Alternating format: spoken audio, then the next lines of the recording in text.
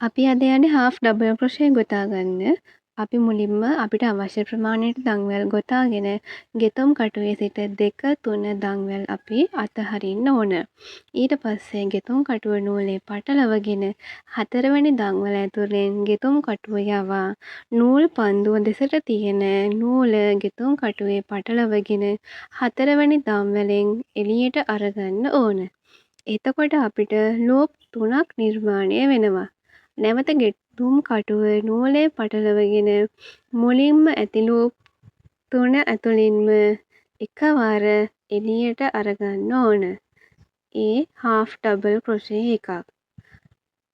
නැවත ගෙතුම් කටුව පටලව ගන්නවා, ඊළඟ දන්වැලෙන් ඇතුම් කරනවා, නූල පටලවගෙන එළියට අරගෙන ලූප් 3ක් හදා ගන්නවා. නූලව පටලව ගන්නවා, ලූප් 3 ඇතුළින්ම එකවර එළියට ගන්නවා. දෙවැනි half double crochet එක. නූල පටලව ගන්නවා, දන්වැල් ඇතුලින් යවා ගන්නවා. යවලා නූල නැවත පටලවගෙන එළියට අරගෙන ලූප් 3ක් හදා ගන්නවා. නූල පටලවගෙන එකවර ලූප් 3 ඇතුලින්ම එළියට ගන්න.